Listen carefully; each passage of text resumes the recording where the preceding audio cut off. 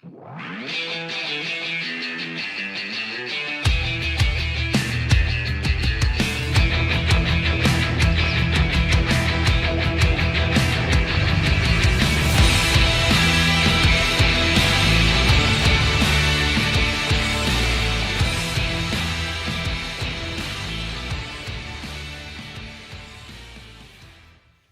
Harrison Price for Monday, March 16th, 2026 for a presentation of Bet365. And hockey fans, check out Bet365's 3-goal early payout. When your team goes up 3, you get paid. It's that simple. Download the app today. Must be 19 plus. Please play responsibly. We're coming to you from the Nation Network studio here at the historic Wall Center. Matt Sakaris alongside Blake Price. Mike Rogerson and all his Junos hitting switches and conducting Junos, not Oscars. He did not win anything last night. You know what? I shouldn't have made that assumption, Matt, because he is such an interesting fella. He might have had an Oscar. Could have been involved in a project that he just didn't mention because he's that guy too. Might have been one of those afternoon ceremony Oscars, off screen. And it was an off screen. Day Oscar. before. Yeah. Technical Oscar. First time, and I don't know how long, I paid it zero attention. Yeah, I didn't watch a single second of it. No, I didn't watch a single second. I had no idea who was nominated, really. I knew Conan was hosting just because I saw the build-up last week. Good reviews from him before I saw online, but I didn't see any of it. I actually saw both movies that were vying for all the awards. Oh, really? Both of them were fine. Like, they were good movies, but I wouldn't have qualified both of them as, like, life-changing movies. Good movies. Would you say still a great night, Adnan? Still a great night? Yeah, I mean, still a great night. I didn't watch it. I have no idea. Yeah. All right. Let's get on with the show, shall we? As they would say, yes. The daily poll question: do the Canucks owe Evander Kane his 1,000th game? You can vote yes, you can vote no. Do so at the Sick Harrison Price X and YouTube channels. Evander Kane, as you well know, was not traded at the NHL trade deadline. He continues as a Vancouver Canuck. He was seeking a trade. His agent was out there shopping him. It didn't come to pass. He is 7 games away from hitting that magical milestone in the National Hockey League. 7 games, or 1,000 games. 7 games away. He scored on the weekend too. He's 6 goals over the last 20 games. Second hottest goal scorer in that quarter season. He's been better here of late. Look, I voted no because the word "owe" is quite strong. That said, repeatedly scratching a veteran between now and the end of the season to prevent him from getting 1,000 games for me would be a Babcockian move. You remember what he did to Mike Modano that one year. You've got 16 games left. You're not playing for anything. Give him his 1,000th game. Let him have his ceremony and move on. I think you get into more trouble with the NHL public and certainly with other players and agents if you go out of your way to not give him 1,000 games here in the NHL. And look, J-Pat and others have said, where's Evander Kane playing next year? Is he in PTO territory? I would have expected more hunger from Evander this year. We talked about this in the summer when they made the deal, that it was worth the shot of a 4th-round pick because feasibly you were getting a hungry hockey player playing for his career, right? Last year, walk year, didn't play at all last year in the regular season. I would have thought you would have seen a guy who just showed a little more fight, a little more vigor as the season went along. But it started in training camp when he was sort of downplaying the importance, the necessity of putting forth an effort in preseason games. So I was like, okay. Anyways, 12 goals, 16 assists, 28 points in 63 games for the Vancouver native. I voted no. I'll agree with you. The answer is no. And for a lot of the stuff that you just mentioned, that being said, they should have no problem getting it to him, especially with his improved play. Like, if he's at 2 goals, no obligation. 2 goals in the last 20. But the fact that he's actually performing now, there's enough inventory left. Here's the quandary I have. So if you're going to go through with this and help him get to that and play him enough, you might as well let him do it at home. Now, there's only 5 games left on this 8-game homestand. You can't do it then. Then it's 4 games on the road. So there's 9 games there before the next home game. So you do have to bench him for 3 games to get to the Saturday, April 4th date versus the Mammoth. There's back-to-backs right before that. There's one of them right there. He doesn't need to play both sides of the back-to-back. But you need to find 2 other dates on that spell there to get him to Utah on the Saturday. Now he can do it on the road and you just celebrate it when you get home. You can do it that way. But again, there's so little to play for here. You might as well manipulate it. If you're going to do it, do it right. The other thing is, I think you want distractions away from the on-ice proceedings, right? Like any kind of bells and whistles being able to dress up some of these home games going forward is in your commercial interest if you're the Canucks. And he's a Vancouver guy. If he wasn't a Vancouver guy, there'd be maybe less onus to do it, period, and to do it in Vancouver, secondly. Mm-hmm. He's a Vancouver guy. Let him have his day. But, yeah, I think you do have to sit him a few times here between now and April 4th. Well, you do want to see what you have in some of these young players, and you want to see what you have with some of these young players in a more forward role than some of them have been playing for much of the year. So we have talked about player development is massive right now for the Canucks. But I liked what Pucker Glenn said on Twitter. I've seen Glenn in our mentions before. Who does it hurt by letting him get his 1,000th game? It's the last time I checked, the team doesn't suck because Evander Kane had a bad year, given his age. That was a group effort. I'll play devil's advocate here, Glenn, given what I just said about how they should go about this. And right now, the Vancouver Canucks may or may not have any inkling about behavioral issues that could come to light for Evander Kane. But if you throw a party for Evander Kane and something comes down the pike later that makes that look embarrassing, that might rattle around in the head of a Canuck executive. Yep. If they're 100% confident that that's not going to happen, then that's not going to be a worry. But if you're asking why you wouldn't do this, there's one devil's advocate reason. I've also seen it written, fans discussing it on social media, saying right now the list of Canucks to celebrate 1,000 games in the NHL in Canuck sweaters are Linden, the Twins, and Tyler Myers. Short list. Evander Kane, one of these things not like the other. Right. Oh, long-timers. Or the rest are long-timers. He is not. Mm-hmm. Yeah. The Vancouver guy part of it salvages a little bit of that storyline? I think so.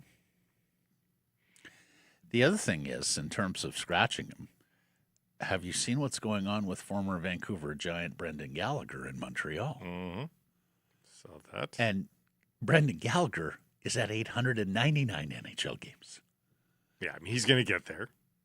But his first ever scratch. His first healthy scratch since playing his first game in the National Hockey League in January of 2013.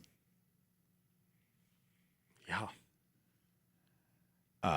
Now, Montreal's in a playoff race, a little bit different, right? Gallagher's down to 20 points in 65 games this year. He did score 21 last year, though, should mention. Needless to say, there have been injuries. Gallagher's production has been sliding since, well, it's been a half decade now, where he hasn't been the same player as we recall once upon a time, dog on a bone, feisty. Really setting part of the culture there in Montreal as they had young, difficult seasons with rebuilding teams. And, of course, a little sugar there, too. They made that COVID Cup in 2021, and he was a part of that. So, yes, if Montreal is scratching Brendan Gallagher, even if it is for competitive reasons, Vancouver is well within its rights to scratch Evander Kane. but repeated scratchings to keep him away from 1,000. The Anaheim Ducks scratched a 23-year-old. They've just signed to a 7x7 deal, for God's sake. So I think in that case, that was performance-based this season, and you have to wonder whether the 7x7 got somebody a little too big for his britches in Mason McTavish. Anyways, we shall see. So go ahead, vote, secure some price. It's close right now. It's very close. Coming to you from the Pacific Toyota Dealer Studio. Visit shoptoyota.ca or visit your local Pacific Toyota dealer today. Moving on, top story brought to you by Yellow Dog Brewing, Neighborhood Brewing, Foolish Winery. The first all-Vancouver hockey Saturday across 4 fronts. And right on brand, our city goes 0 for 4.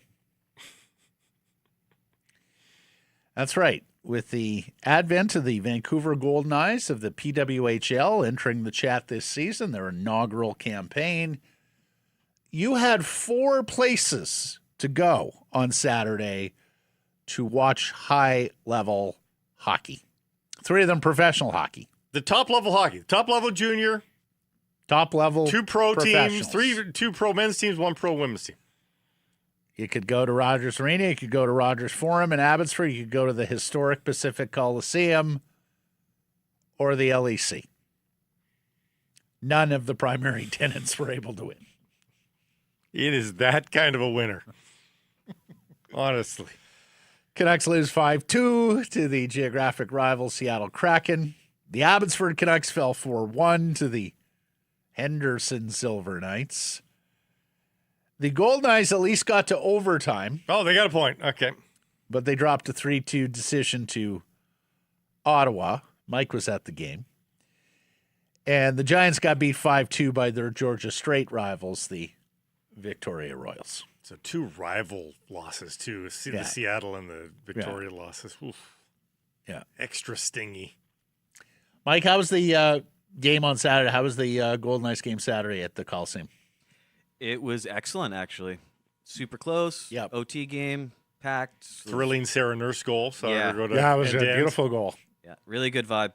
Really good vibe overall. Yeah, and the crowds have dropped up a little in terms of attendance at the Pacific Coliseum compared to what you were looking at earlier in the season for the Golden Knights. They were a very tough ticket in their first few home games. We've talked about they're in the middle of a 5-game homestand, so a little tougher to sell those games in succession. The one 1 or 2 games back, though, was still back to 12,000 or something like that. And the other thing, Golden Knights are often close, often in overtime. They just missing that one goal to get them over the top.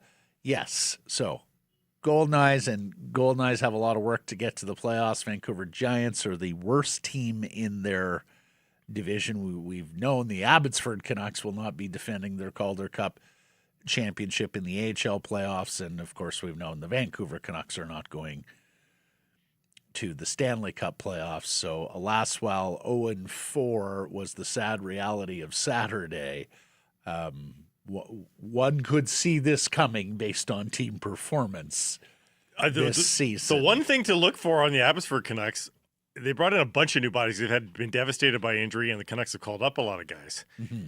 So they brought in a lot of new talent. Everybody contributed. Yep. Šimek got his first point. Brimmer with a big fight. Jack Thompson, who they acquired in the the Jet Woo deal. He's got 8 points in 6 games as an Abbey Canuck. And at one point there was reasonable hopes for Jack Thompson, and then I think people have come to the realization he's an AHL scoring defenseman and the hottest point getter on the team right now, Danila Klimovic. A point per game over his last dozen. Still has a ways to go to get to last year's totals. Yeah, he'd have to be a point per game for the final dozen for him to do that. Mm-hmm. But it's going to be comparable at the very least if he comes close to that. Who's leading the Abbotsford Canucks in scoring, Blake? Nils Oman, who's only played 45 of the 61 games. It's been a difficult season for Coach Malhotra and the Abbotsford Canucks. So here's the thing. We're not doing any winning of any sort in ice hockey. We're a soccer town now. World Cup is coming. The Caps are great. Vancouver Rise are the reigning, defending NSL champions as their season gets going. UBC Soccer is always strong. And we're looking at building soccer facilities in Surrey, National Training Center for Soccer Canada, right? UBC once upon a time had plans of replacing Thunderbird Stadium with the hopefully Hastings Park as well. Yeah. Yeah, it's tracking in that direction. University teams are competitive here.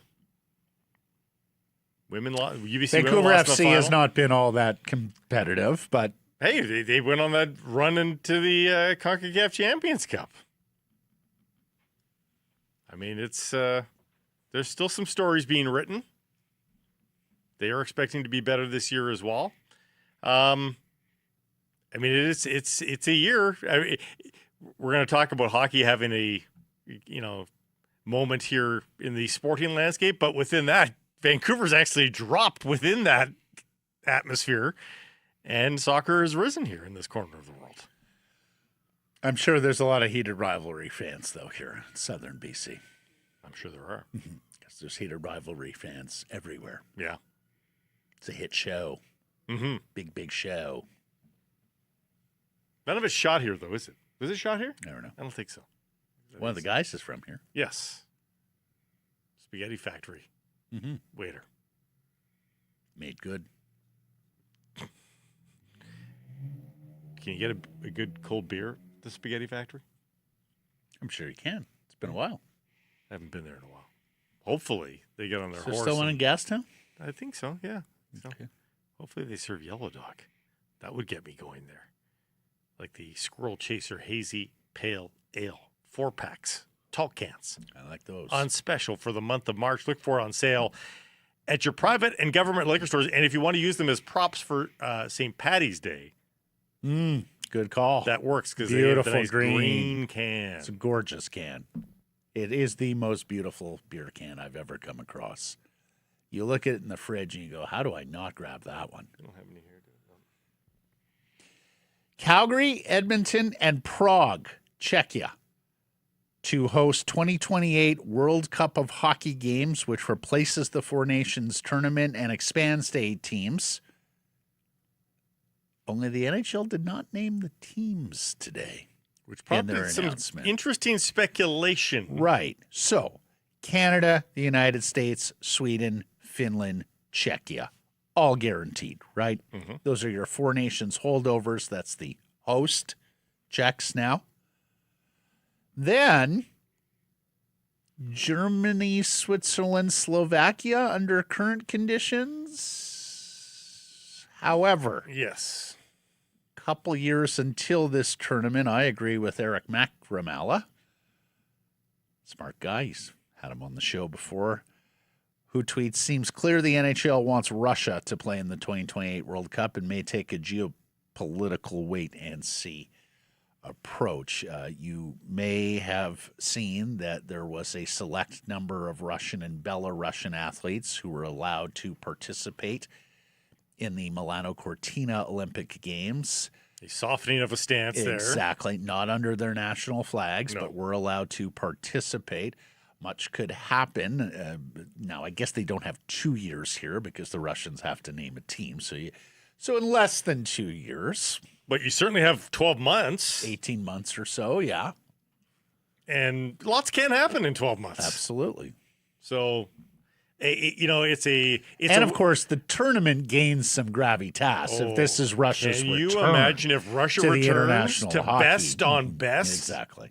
Oh, you'd From watch. a pure hockey point of view, regardless of how you feel about Russia, Putin, and whether or not they should be allowed in or not, the actual proceedings on the ice get better with Russia. Of that, there is no quarrel. Even the most staunch anti-Russia, anti-Putinist, if you will, has to admit, having a Darth Vader, if you will, in the tournament, it adds a certain je ne sais quoi. Canada has its Darth Vader. The United States has its Darth Vader. Sweden and Finland can be each other's Darth Vader. I think everybody would be on watch. I mean, I think the Russians would be ultra motivated too, because a lot of them have started to get pissed off that this has gone on as long as it has. They, I think, understood, the reasonable ones even, why there was a ban in the first place. But I think even those ones are like, oh, okay, enough already. Can we get back to this? Mm-hmm. Forgetting exactly why that ban is happening in the first place. You know, all these organizations are preventing them from being used as a propaganda toy by the regime. That's the reason for it. That's right. So you can be impatient all you want, but it doesn't change. Some of them, like the NHL's leading goal scorer all time, have dove right in. Yeah. Bathed in the Kool-Aid. It was alleged that Nikita Kucherov, you'll remember a year ago at the All-Star game, put forth that, I don't even want to call it a half effort, a non-effort in the skills competition as a form of protest that Russia was not invited to the then Four Nations tournament and international hockey. So there will be 6 group stage games plus elimination games played in the Czech Republic, in Prague, and in Calgary. And that'll be a new building in Calgary, of course. And then the semis and the final will go in Edmonton. And if you are asking, it is 5-on-5 overtime in the final like we saw at Four Nations. It is not 3-on-3. The Alberta cities put forth separate bids to host, but indicated to the NHL that they would be happy to collaborate if that's what the league wanted. I must say I'm a little surprised Canada got these as opposed to the United States. I would have thought coming off the gold medal, and of course the U.S. being more fertile, but they got Four Nations for growing the game. They got the Four Nations. Well, but we did too. It was Montreal, Boston. Oh, just no games, you mean? Yes. So Pink Whitney was upset about that. You can't have it spread out too far, though. You're in frickin' Prague. It's a long way to Western Yeah, so you've Canada. already done that. To ask the North American pool now to split up where they're playing, they'll get the next one. I'm not terribly worried about it. It's the 2 pools of 4 is what it'll be. First place teams get the bye. Second and third play for the semifinal spot, and fourth place teams go home early. Yeah. So it's quick, it's tidy, it's easy to understand. Yeah, I think so. For those of you not old enough to remember, we had a World Cup of hockey at one point, and it was intense. The first one was. You can remember when the U.S. won in '96? Yeah, the first one was intense. I was pretty flabbergasted at that. I couldn't believe they'd won. Yeah. I mean, damn good team. Yes, it was a very good team. It was really the first time where I feared the United States. Yeah, I was concerned about it. I was less enraptured by the later incarnation. Yeah, ditto. It lost its je ne sais quoi. Once we'd seen the Olympics, we sort of parked it. I still don't. Well, I still think it's a worthwhile because, exercise, though. Because you'll remember at the time the conversation around it is that it was a cash grab from Gary and the Greedy 30, now Greedy 32, who were just trying to replicate the Olympics while keeping their players away from the Olympics. And so it had a stench to it that hockey fans sort of rejected. I don't remember the division of and frankly, I'm not too. sure the Four Nations would have been received as it was without, of course, the geopolitical backdrop that we talked about last February, right? With Trump and the tariffs and 51st state and all that nonsense that served as a backdrop.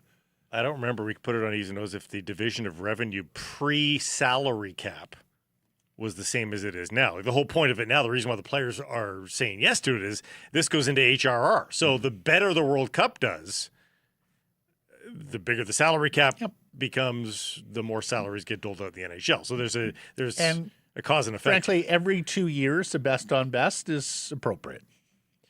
And every year it might be a little saturated, a little diluted. We've seen the NHL do this with outdoor games. You know, I'm not going to guarantee this happens, Matt.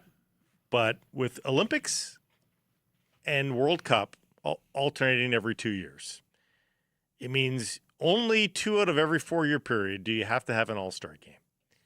And I bet this restores a teensy bit of luster to the All-Star game. I don't think so. Like the next All-Star game that we have is going to be the first time in 3 years. But the players still don't care. No, but the fascination for the fans might be there a little bit. To see a harder shot again and all that sort of stuff. I bet you they get a little bit of a fascination. Just like the slam dunk return, remember, like 5 years ago, slam dunk contest was back again and people were kind of excited about it. I think you might get a little bit of that. Okay. If you say so. I'm not guaranteeing it, but it's a possible offshoot of all this. I don't remember the Prince of Wales and the Campbell conferences like going hard at each other back in the day. But I do remember I invested in it a little more, maybe just because I was a kid and it was the best hockey players in the world on a single ice surface. Do you know why we liked it? Because the very best players showcased their skills with each other. Mm-hmm. And it looked like really highly skilled hockey in a pretty diluted era of the National Hockey League in the 80s. Especially defensively, right? Like, yes. So nobody played defense in the 80s. This year, or these days, the skill is back to a high level. It is.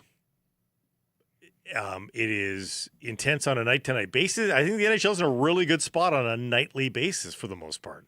And I don't think we clamor to see the best play with each other because we see a lot of that on a night-to-night basis.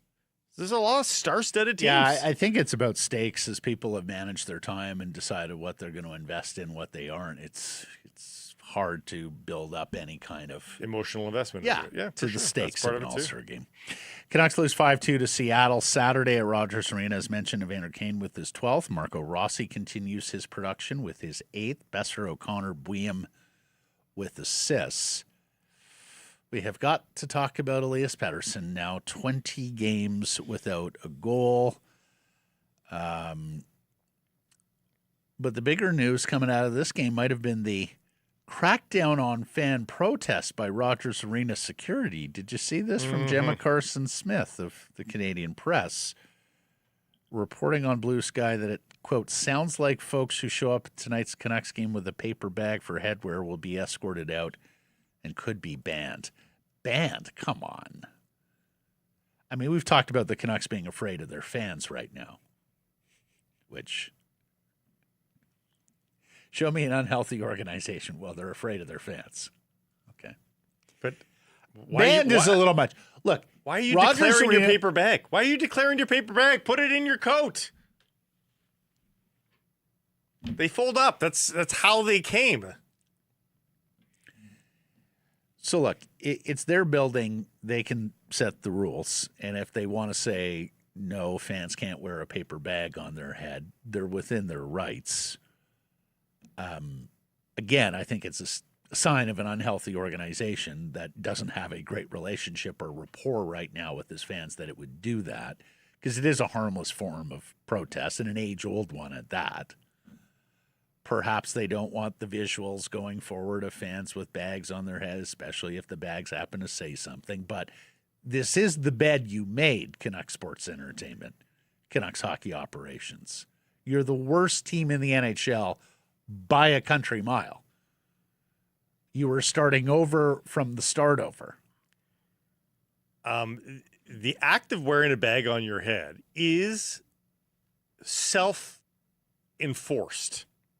In that if somebody were to wear a bag on their head in the stands at an inappropriate time, when play is going on, you're blocking fans, that's in the micro. But in the macro, if the team is not that bad or there's not really a poor direction in that moment and people are wearing bags on their heads, guess what? They're going to hear about it from other fans.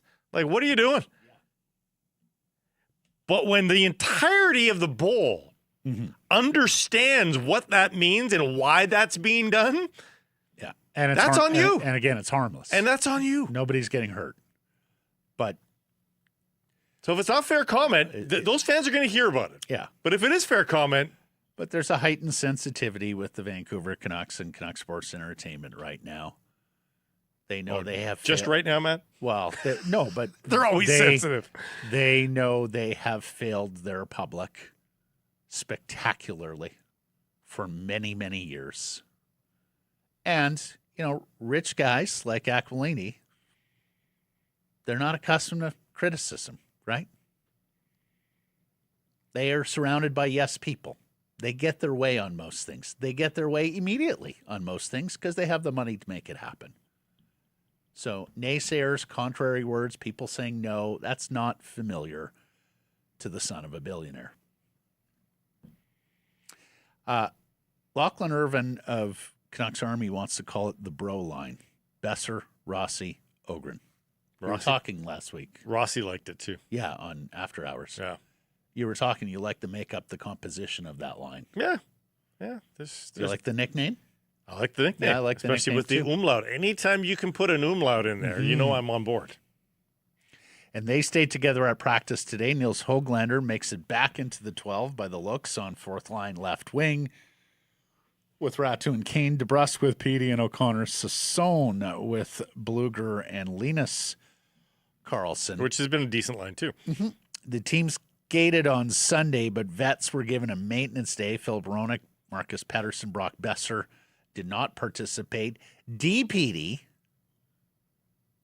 Elias Pettersson did participate Sunday, and that was good news because he left Saturday's game after 2 periods with a knee injury. He brushed it off too in interviews yesterday, saying all is well there, so that's good. And Adam Foote says, fear not about the other Elias Pettersson, number 40, the forward, because he's putting in the work. As mentioned, 20 without a goal now. J-Pat's done the math. Canucks have scored 45 times since he last scored on January 13th in our nation's capital. 45 times, not one of them off his stick. Here's Foote on EP40, who's still working hard. He was out there today at 11:05 for 11:30 practice, working. He was out there after working. He's been on the bike after games, riding. So he's doing the work. One goes down. He's had the breakaway twice in the OT. I was never a goal scorer, so I don't know how it feels to go through that. I'm sure at times he feels like it weighs on him, but when he's moving his feet, he's having success on the ice, and he knows that, and he's trying to remind himself of that. And even in practice today, you saw him when he practiced his shot, and then in the first couple drills, he was moving, and he ripped a couple off the bar and in. So what I like is, obviously we want to score, but I like the attitude of the work he's putting in. So he can just work until he gets through it. Yeah, so a softer, kinder, gentler, more nurturing and caring touch from the head coach. And look, we know he doesn't respond to public criticisms of his game, just withdraws further. But that was as much advocacy as we've maybe ever heard. Well, I think talking about good practice habits and that's the kind of detail. Like, remember we were talking about preparation and he was constantly getting lambasted for that. And I said 2 weeks ago, I was like, tell us what he's not doing then. Yeah. Well, he's telling us what he is doing. So here's the thing: 16 games left, Blake, and one of the best developments for Adam Foote's ongoing career with the Vancouver Canucks would be if Elias Pettersson goes on a spurt here to end the season, and people are feeling good about number 40 going into the offseason. Well, yeah, as long as they're not pucks off the ass and in, like actual Elias Pettersson goals, yeah, I think that would be a step. And there were there's been a couple of these bright spot moments that don't involve shots. Like that breakout where he spins and he's in reverse and spins off a check and then makes a deke at the Canucks blue line and then leads the charge through the neutral zone. Like, that was a beautiful piece of skating. Like, it's in there. It is in there. It's just under a pile of rubble right now. And it's just really tough to extract. A pile of self-doubt. I think there's a pile of resentment towards the organization and what they've said about him. I think the fishbowl is daunting for him. Pressure. Anyways, we'll see where it goes tomorrow, when the Canucks are back at it here against the Tampa Bay Lightning. Of course, this is against the Florida Panthers. Tampa later in the week. Florida Panthers, two-time Cup champions in town here tomorrow as the Canucks continue their fourth game, the middle game of this 8-game homestand coming up. Braden Coots, let's talk about him because he's a good news story.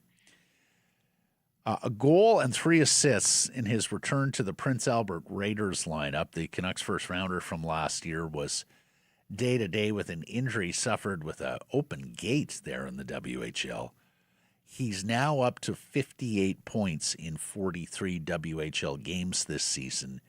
And with Prince Albert leading their conference, it does look like Braden Coots is going to play him a lot of playoff games because nobody would be surprised if they go 4 rounds in the WHL playoffs and then, of course, contest the Memorial Cup in Kelowna. Hey, I think we've seen enough at this level. I don't question his ability to perform at the CHL level any longer. It'll just be how he graduates next season.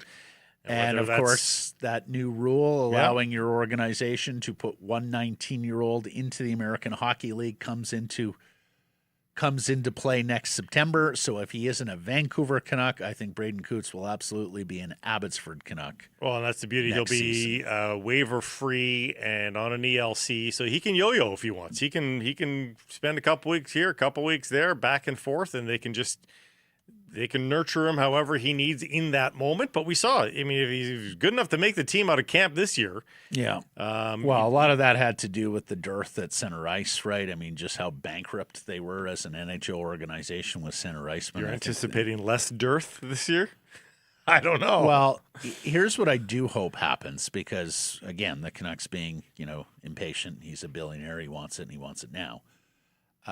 They rushed Jared McCann and Jake Virtanen to the National Hockey League to their own detriment. Yeah. Now, McCann was able to bounce back. He did jump around to a few ports before he was able to find his footing and become a good NHL player.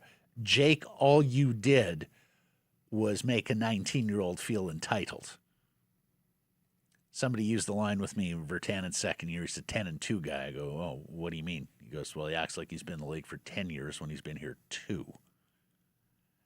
So I sure hope there aren't commercial marketing considerations that make Braden Coots an NHLer next year if he's not ready to be an NHLer because, Blake, we talked about it.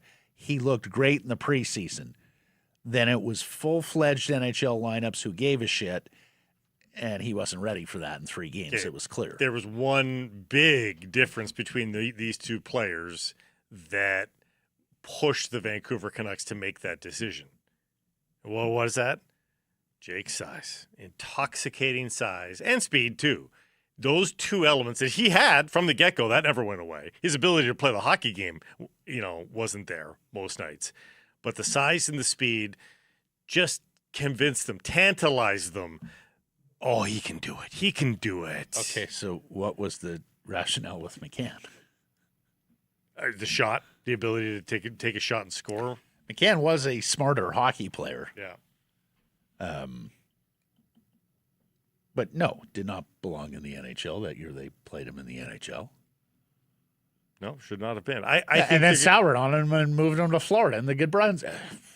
Different management group. Management's making those decisions. Ownership is not very different management group. I do not think for a second that they will hey, they made the hard decision this year. I mean, they could have been convinced. This is our Ben Kindle. Pittsburgh is doing it. Why shouldn't we? After those 3 games, Blake, it was not a hard decision. He was not ready. No, he wasn't. Absolutely not. I wouldn't have kept him, period. I wouldn't have given him the 3 games, but I do think they'll ultimately arrive on the right decision. Yeah.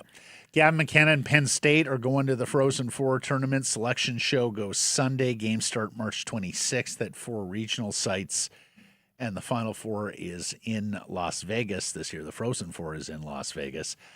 His competitor to go first overall, if it's still a question, Ivar Stenberg. His regular season has come to an end with Frölunda of the Swedish League. It was 43 games, 11 goals, 22 assists, 33 points, a 0.77 points per game. That is second all-time to only Daniel Sedin. for draft eligible players in SHL/SEL history. They used to call it the Swedish Elite League. So behind Daniel, but ahead of guys like Peter Forsberg, Henrik Sedin, Kevin Fiala, Elias Lindholm, Marcus Naslund, a lot of ex-Canucks on that list. It's impressive. It's not a bad consolation prize if that's where you want to go. 6 in a row to end the season without a point. It could have been even better. He finished poorly in comparison to the way he was going at the beginning of the season or through the middle of the season, Stenberg. And our buddy Steve Ellis has dropped a new mock draft at thedailyfaceoff.com. Now, he has the Canucks taking Gavin McKenna first overall, and I think most everybody does now that McKenna's going to go first overall to whomever wins the opportunity to select him first overall. Ellis has the Canucks using their second first-round pick. That's, of course, the Minnesota Wild pick, obtained in the Quinn Hughes trade. He has them taking a fast riser here. I see him jumping up some of these public draft lists. Wyatt Cullen. He's a center with the U.S. National Team Development Program. He's the son of former NHLer Matt Cullen. And Ellis writes, injuries prevented him from starting the year on time, but he's been a point-per-game player ever since. Speedy, two-way center, has saved his best hockey for the major showcase events. He's not a future number one center, but he can be a reliable, smart two-way guy, potential to be a number 2, number 3 center. We're going to talk a lot about centers here going forward, because of the dearth within the Canucks organization. The abject failure of how they started this season, where they were clearly below par at that position in the National Hockey League, and so thin that a single injury at that position could ruin the season. Everybody saw it coming from a mile away, except for Jim Rutherford and Patrick Alvin. And sure enough, Philip Hedl and Teddy Bluger went down early. The Canucks are trying to play wingers at center ice. It's not NHL hockey. It's not NHL worthy. It's not NHL anything. So we're going to talk a lot about centers. And, of course, if the Canucks do get one of those first 2 picks, McKenna and Stenberg are likely wingers. So we're going to talk more and more about centers with that second first-round pick, as well as gettable centers around the National Hockey League, in some cases still young ones, still prospects. And the Minnesota Wild starting to scuffle just a little bit. That pick could get a lot better if they get a little upset in the first round of the playoffs. As many are saying, there's a pretty fair chance they could lose in the first round of the playoffs because of the quality of team they're going to face there, right? Right. And if they do, that pick gets a lot better. It's going to be in the low 20s.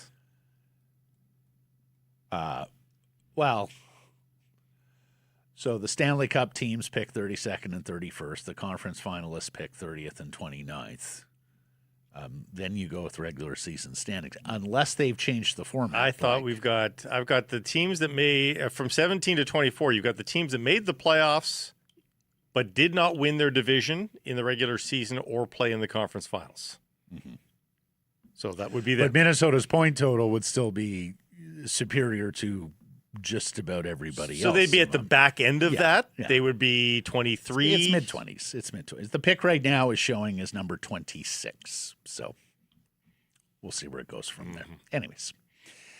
So let's get to our menu today. It's brought to you by Greta. Fantastic spot to pregame or to postgame. You are mere steps from the arena or the stadium. And it's an awesome venue for your next private party. They've got a riser in the back that is suitable. Plenty of seats, plenty of screens. You've got the arcade that surrounds you. You have the approachable menu of delicious street food. Try the Smash Burger. It's awesome. And for more information to book your event, go to gretabar.com, Greta 50 West Cordova. Let the games begin. And I say we're going to talk about prospects, both drafted and undrafted. And we were thinking about that. Okay, who do we want? It has been too long since we caught up with Craig J. Button, TSN Director of Scouting. So Craig is going to join us here. Really good conversation with Craig about the point forward on the Vancouver Canucks here with a eye to prospects, both the draft guys, McKenna and Stenberg. Talk Caleb Malhotra as well, Braden Coots and his development. Craig has just published a top 50 NHL affiliated prospects. So these are guys who are already drafted, and we go through some of the names there about who maybe you can get in a trade. And we'll talk to John Shannon as well.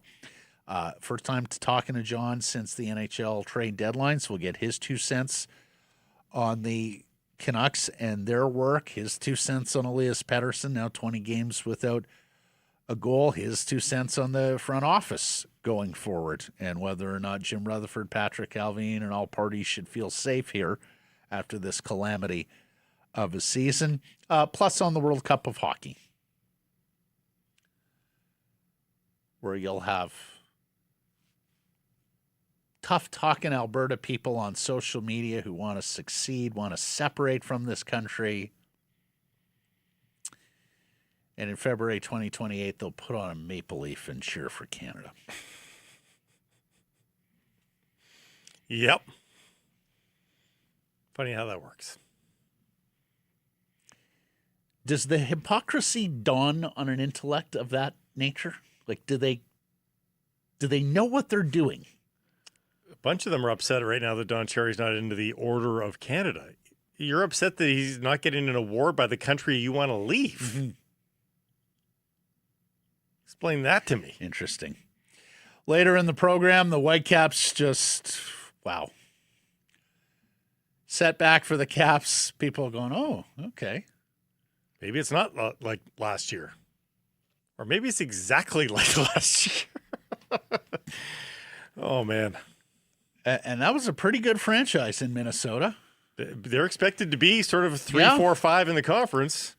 They did not belong on the pitch with your Whitecaps. Yeah, it was pretty dominant. It was owning an opponent from tip to tail. We'll talk about that World Baseball Classic. Cal Raleigh continues to be a mean-faced grump. Also talk golf, where a Canadian became sort of a sensation at the Players' Championship, the so-called fifth major. And the NBA expanding to Vegas, Seattle. Will get into all that later in the program. Time now for our Bet365 bets of the day. I lost on the weekend.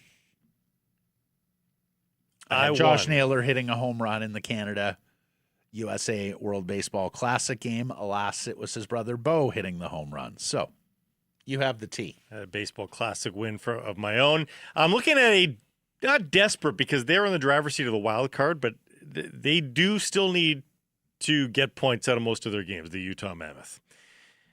Into Dallas to take on the Stars. A tough out, but Dallas has had a few eggs laid at home. Plus 135 on a good Mammoth team. I think they're a team that could pull it off. 16 wins on the road already for the Utah Mammoth this season. I think you're getting to the portion of the schedule that the teams that know they're going to the Stanley Cup playoffs are getting a little bored with the regular season.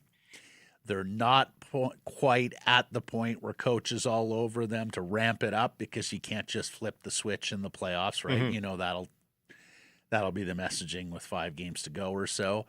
And so, yes, when you have a desperate opponent on the outside of the playoffs looking in, or just hanging on by the bar, I'm liking those style of bets right now, Blake. I'm with you. I'm also liking Italy tonight in the World Baseball Classic. Forza Italia. Although it's kind of American Italy, right? It's Brooklyn. Yeah. It's like fettuccine Alfredo, which they don't actually have in Italy. I prefer their starting pitcher tonight, Aaron Nola. I certainly like the value better at plus 155 to beat Venezuela for a berth in the World Baseball Classic final against the United States. What's that Italian restaurant that Vanny took us to in a commercial that on one Broadway. half is true Italian, and then if you walk through a little galley, you get to the other side, and it's Sopranos Italian. Yeah. Yeah, one side of the restaurant is, well, I think they're both homemade pasta. But yes. One side is little more, the menu's a little more curated to what you would see in Italy. The other side has the red and white checkerboard tablecloths. Well, no, it's brown faux leather booths with like mirrors on it. Like it is, you would swear it's 1981 and you're in New Jersey. It's pretty unbelievable. Mm-hmm. Go check it out. Bottomless salad bar. I don't know about that, but segment of presentation of Bet365. Hockey fans, check out the Bet365 3-goal early payout. When your team goes up 3, you get paid. It's that simple. Download the app today. Must be 19 plus. Please play responsibly. Craig Button is next.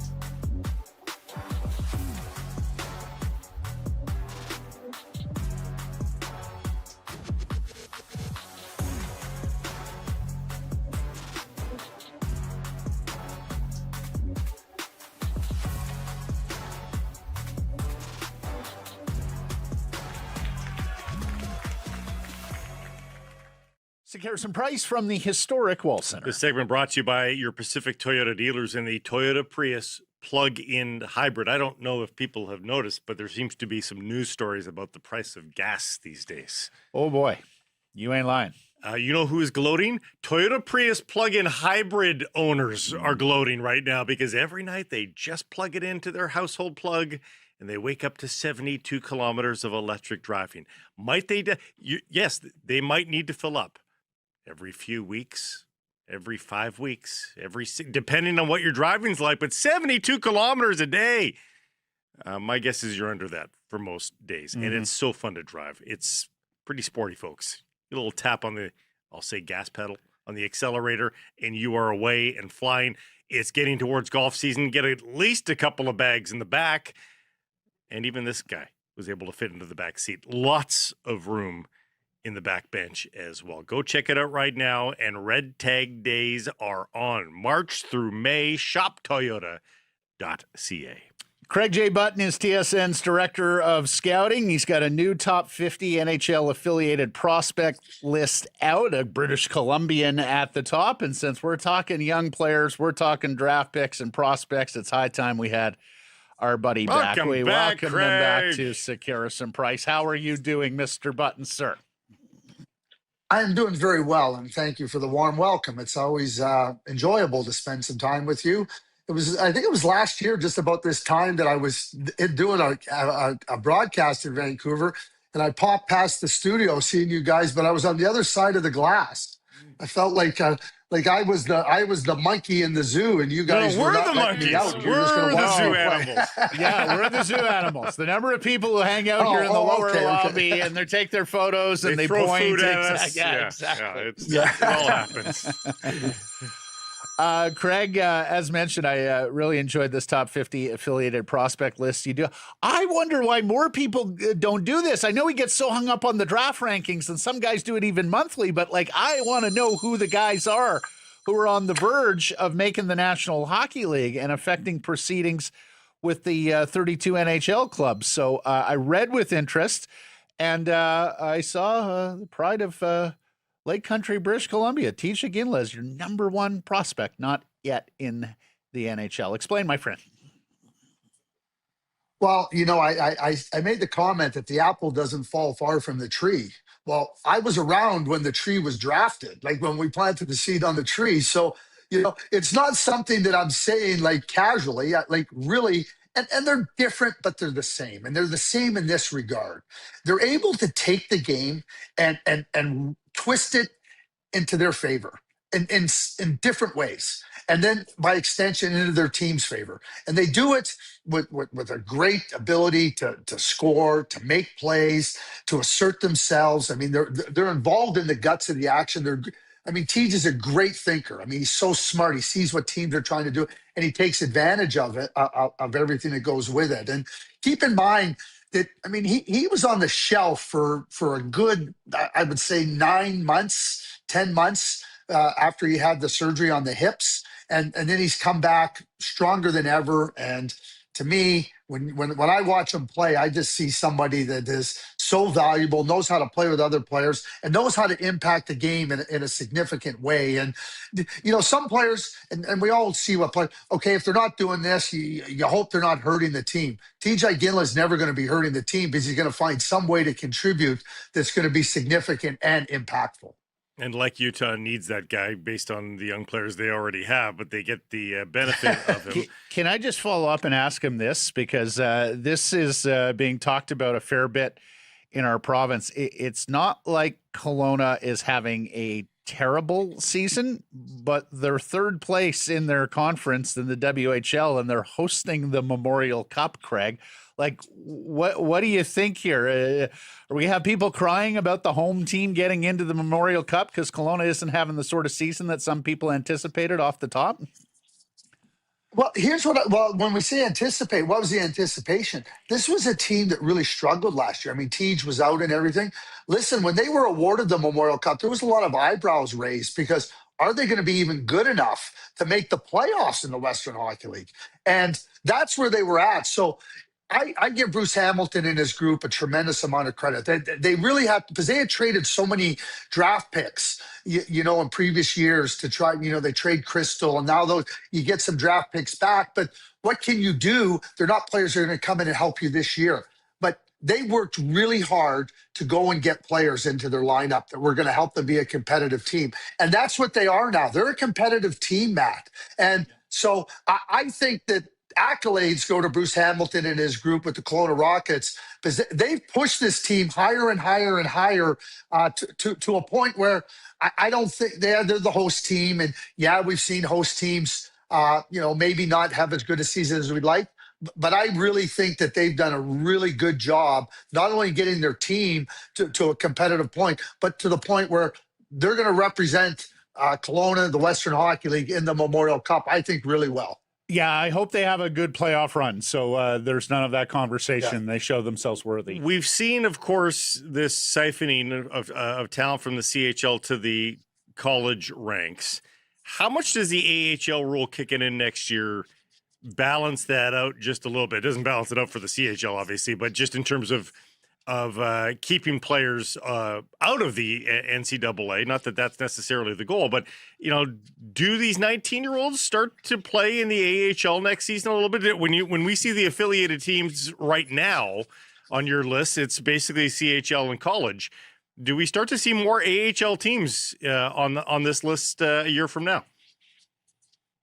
Well, I think the teams in the NHL, you know, given their druthers, would rather have players under their own development roof, so to speak. And I understand that.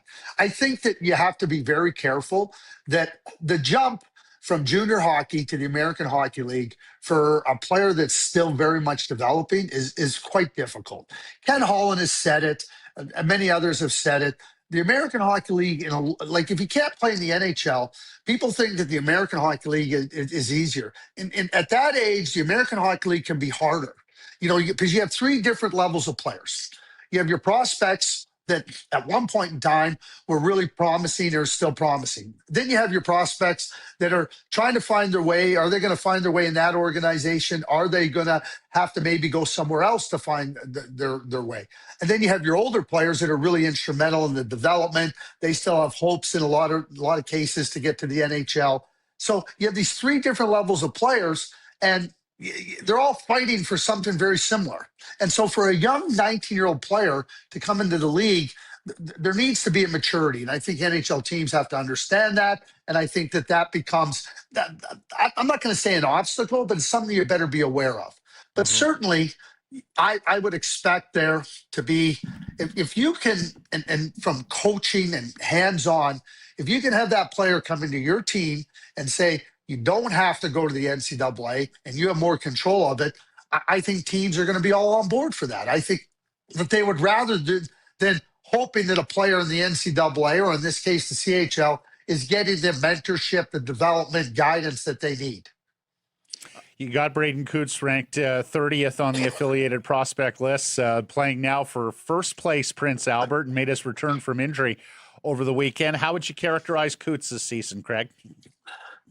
Yeah, really good. I mean, Braden is not a player that's going to catch you on the highlights. You know, you will not hear Blake Price saying, "Now watch this highlight by Braden Coots here. It's the Hod," because he doesn't play the game that way. He plays the game with an incredible amount of smarts and instincts and understanding of what needs to happen. I think he's an outstanding two-way center that's going to help you be successful in all areas of the game. Power play, defensive play, penalty killing, 5-on-5 play, matchup. He'll get us points.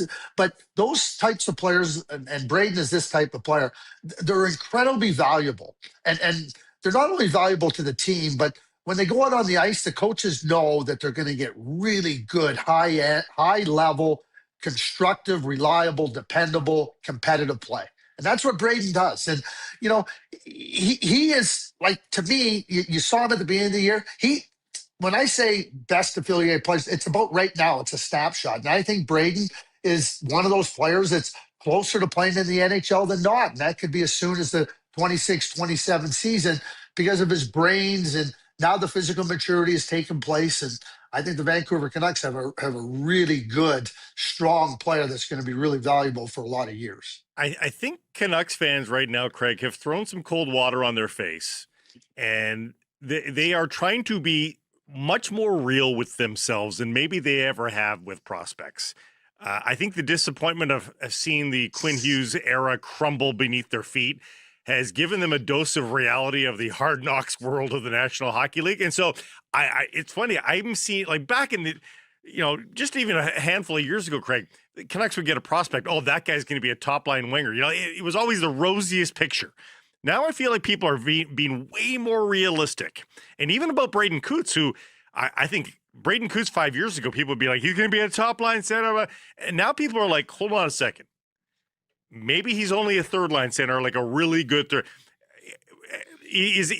Are they swinging too? Prospects will break your heart. They will, yeah. And I feel like they may be swinging back a little bit too far. Are we talking about a 2C or are we talking about a 3C with Braden Coots? What do you think? I see a 2C, Blake, and I think you nailed something that's really important. I think teams become guilty of over-projecting their players. And then when you over-project, now that over-projection extends. It extends into the fan base, and people get excited, oh, this is what we're going to be. And then if you've over-projected and the player doesn't become that, well, it's not that the player has failed, but now all of a sudden he's seen as somebody that didn't reach this level of projection. I think you got to be really realistic about it. We use ceilings and floors and everything, but I do see Braden as a really good 2C, not as a 1C. I don't think he qualifies in that regard, but I think that because he's so smart and because he plays the game with such a competitive intensity in all areas of the game and understands that he can be that real strong 2C. And I think those types of players are, like I said, incredibly valuable. But if you start saying he's going to be a 1C, now people are looking for points and they're looking for guys that can drive play in different ways. And again and again and again, you see players that so-called disappoint an organization, then they move on. Sam Bennett always comes to mind for me. Like, you love a Sam Bennett. The Calgary Flames had a Sam Bennett. They were disappointed in Sam Bennett because he didn't meet their projections. Yep. Trust me, Sam Bennett didn't fail in Calgary. The Calgary management failed in recognizing how valuable Sam Bennett was. 100%. 100%. He's the only guy you've got from the Canucks in on this list. And it was a week ago or so that Patrick Allvin was saying, hey, we're in a rebuild. That admission has happened here, Craig, as you're well aware. But he said, we're not starting from square one. We're not starting from scratch here. And a lot of people sort of like, I mean, yeah, it's better than it was, but this is hardly a bursting cabinet full of prospects. Are you able to twist yourself and find out the common ground with Patrick Allvin, or do you think he overstated that just a little bit? Yeah, I think that I can twist myself a little bit and, Yeah. understand that at my age I'm not as flexible as I once was. So it won't be as pretty as it once was. As I was, I was an Hey. aspiring gymnast at one time. Just Oh, I'm kidding. sure. Uh, Hey, we know don't go near him on the pickleball court. yes. He'll eat you up on the pickleball oh, there court. you go. Yeah. Oh, yeah. There you go, man. Five defensemen. Like, look at their five defensemen.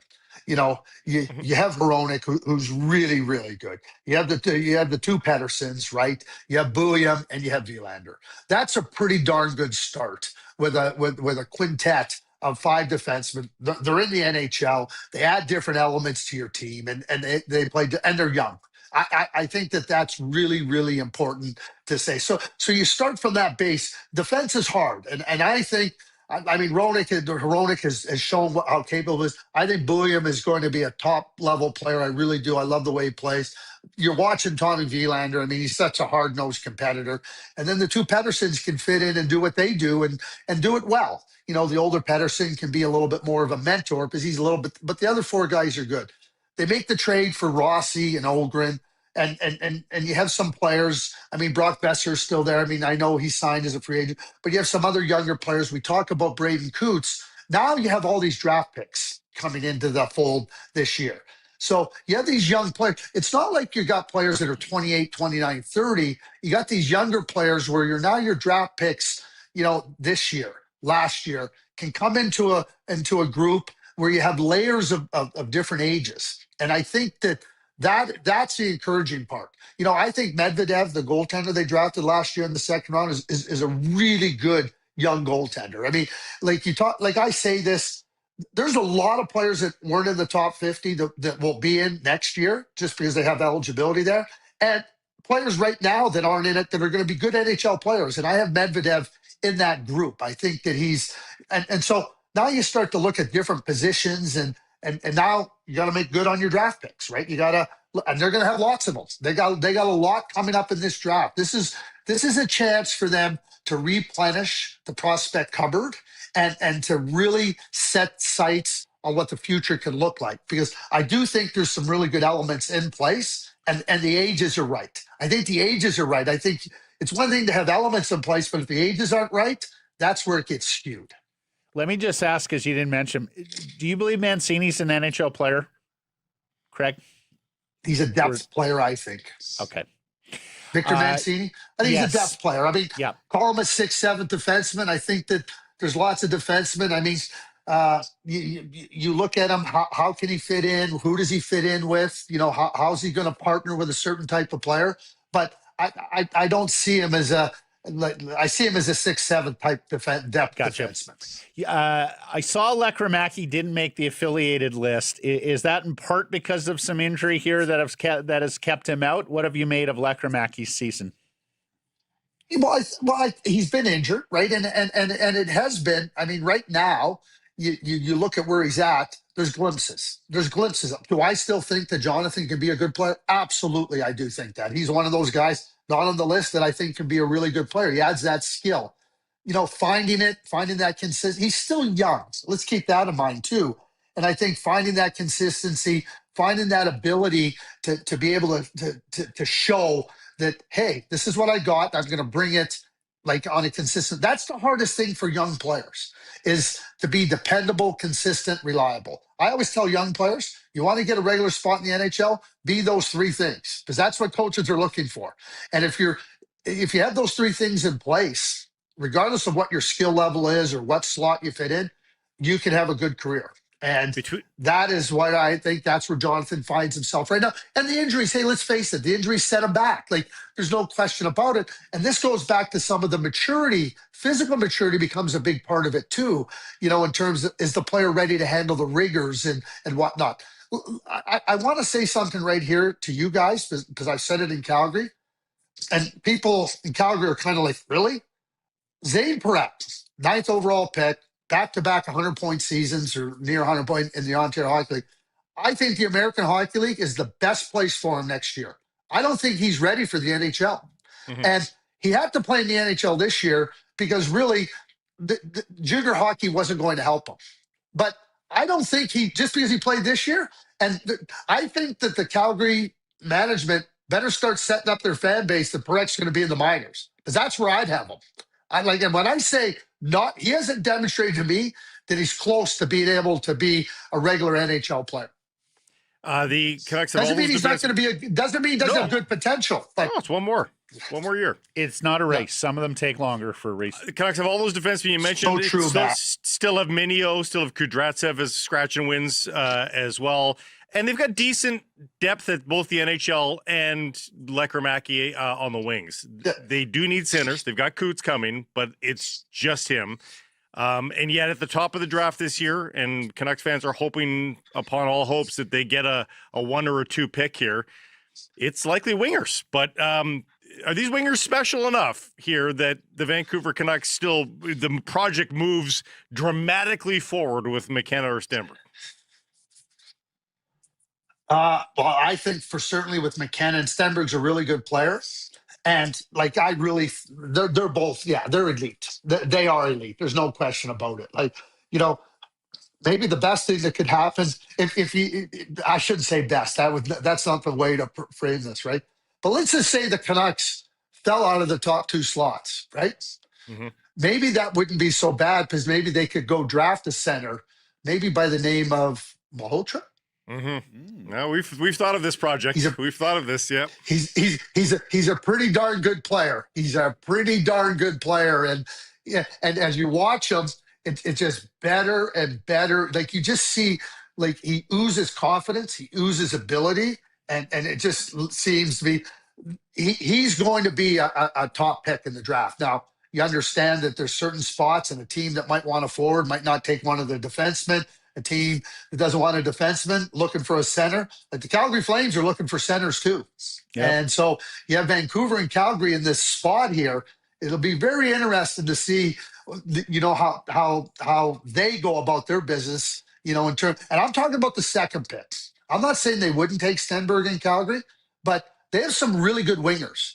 It may be the point where maybe you trade back, or maybe you just say, hey, we're taking the center. But Malhotra, he to me right now, he's the best center. I'll have a new list out on March 24th. To me, Malhotra is the best center in the draft. Well, I was going to ask you about that second Canucks first-round pick, Craig, currently 26th, the Minnesota pick, about what caliber of player they could get there, and whether or not I see Igor Shilov is there right now out of Victoriaville, but as you say, you're updating on the 24th. I'm wondering what kind of player and whether or not there's a center for the taking there that could be useful a couple years down the road. Oh, yeah, I really like Igor Shilov. So, and again, you start to look, and you have other picks in the second round, so you start to say, hey, we're going to start to get this shelf in the prospect cupboard filled, and we're going to get after that type of player. That's the options you have when you have so many picks like the Vancouver Canucks. And, one of the things that I've started to do a lot more of, people ask, well, what's this draft like? When you get good players out of a draft, it was really good. When you don't get good players out of a draft, it's not so good.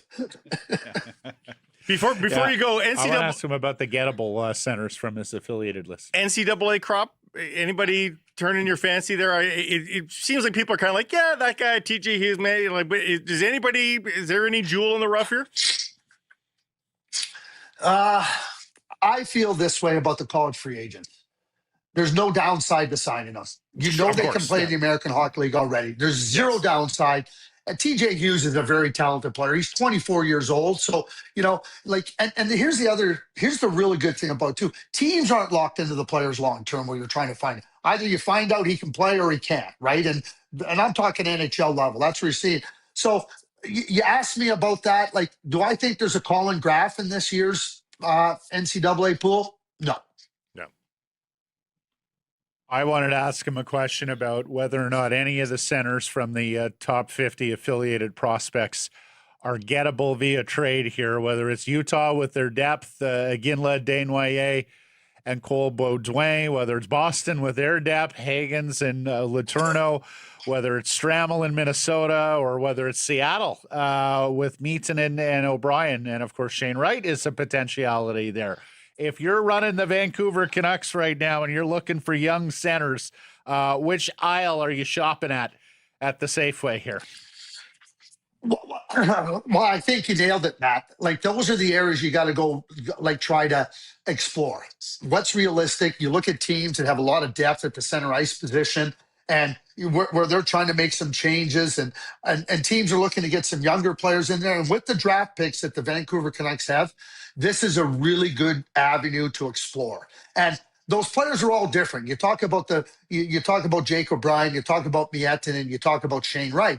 They're all kind of different players. You know, Jake O'Brien to me is more of a higher end offensive guy. Mietin is that power center that can play the game any way you want with size and force and vigor. And Shane Wright, like, there's a perfect example of a guy that looks to be like more of a 3C than a 2C. And we were talking not long ago about a guy, and there's nothing wrong with that, but understanding what you're getting. Charlie Stramo has made huge strides. Baudouin, you start to look at different players that are in prospect pools, and you try to figure out, okay, do they have, like, I'll give you an example. Jack Nesbitt and Jack Berglund both play in Philadelphia, and they're both similar type players. Do you want the same type of player? Jack Berglund was the captain of the Sweden World Junior team.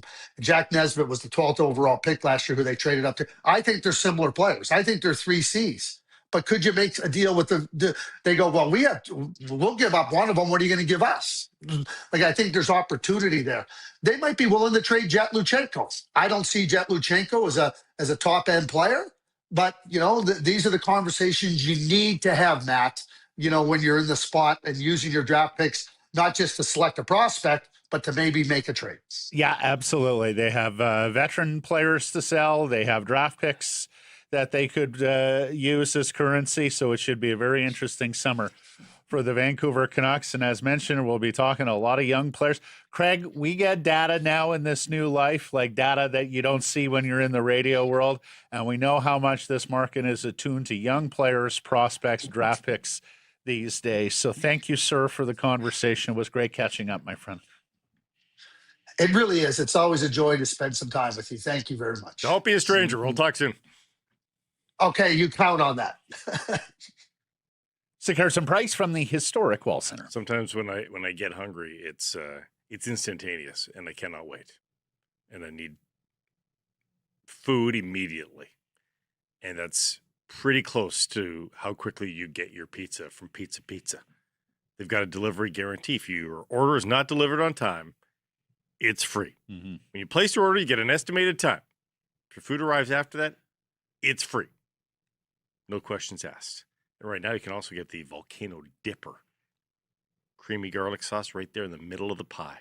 Perfect app for the creamy garlic lovers. And those who like to play with their food. That's right. It should be a game sometimes. If you got kids, this is fun. Forget what your mother told you. This is dinner and an activity, all in one. Pizza Pizza. Pizza Pizza. Yeah. Here's John Shannon, the former executive producer of Hockey Night in Canada's podcast 100% Hockey, and the most famous man from Oliver, British Columbia. How are you? I think you guys should just go on the Pizza Pizza payroll, because you guys are doing such a good job for them. I mean, my goodness gracious. We get a little bit of that. I said last week, nobody does the unscripted read like Blake Price. So thank you for noticing. I don't need John. to be on the payroll. I just need some contra. I just need some quid pro quo. He's got a lot of mouths to feed over at Casa Price. What is this? 1985 and CKNW? I know, exactly. Hey, look, 10 pizzas have arrived. Yeah. John, our first chance to talk to you since the Vancouver Canucks deadline. They made the moves on Myers and Garland, a couple of other itty-bitties as well. Big picture, all told, what did you think? Not enough. Could have been more. But, Patrick and Jim were pretty transparent. There wasn't much interest in Teddy Bluger. There was no interest in Evander Kane. If you could have got a 6th or a 7th round pick, you make the trade. But people weren't prepared to part with those types of things with some of the moving parts. There's obviously guys that are, I don't like to use the word untouchable, but they wouldn't contemplate. The young defenseman Bouillon and Villander would be on that list. And then there was obviously not enough interest in Elias Pettersson. So I do think that had something come to fruition that would allow him to be traded, they would have looked at it for sure. And I fully expect that will be the case again when we talk in and around the draft in June. You say that, John, but does he actually have to have a strong close to the season here to have any kind of interest? I mean, it's 20 games without a goal. I mean, Philip Hronek may be their leading scorer here. It's getting grisly in the points column for Elias. Do you think he needs to show something here over the last quarter of the season to have any trade value come June? I think if he would have shown it by now, we would have seen it. So in essence, I think that what you're saying, Matt, is if you're a buyer, if you're looking at Pettersson to be a number one, because you're paying number $1, a number one or number two center, you're going to have to risk that what we've seen in the last 18 months from Pettersson is not the Pettersson you're trading for. I don't think 20 games matters, to be honest. I don't think that would be a factor. I think what would have probably been a little more interesting if you're a contender and you plug Pettersson into your roster is what you saw from him in the Olympics. Did you like the what he did in Milan, and did he pass an eyeball test there at all when he played with other great players without any internal politics going on? Mason McTavish is scratched last night in the first year, making $7 schmil per year. Who says no? McTavish for Pettersson. Anaheim. No.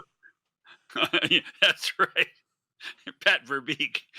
Yes. I'm not even sure he answers the call. Half a point per game. He's fallen off the table, and they just bid in. I'm just saying. Hey, I know you're buddies with Jim a little bit. Joel Quenneville knows exactly what he's doing with these guys at this point. He's pressing the right buttons. Okay. Let's look at McTavish before the playoffs start. Let's look at McTavish 10 games from now. You know as well as I do, Blake, that if there's something there, McTavish will be contributing to a very, very good Ducks team. Yeah, the hockey Twitter blew up when he was scratched. Everybody, the Sharks were swirling. Oh, we should go get him for a song. We talk about what Jim did or didn't do, and Patrick as well at the deadline. Pretty important offseason coming up, and I'll phrase this nicely so that you're not dragging a guy that you're close to. But like, are you worried about changes for him? Going into this offseason? I mean, it's been a run here. There are franchises that would move on management groups at this point, but there hasn't been much smoke. So, it's not like it's a front burner sort of story right now, but it's percolating in the background. Like, how many more off seasons does this management group get, do you think, from an ownership standpoint?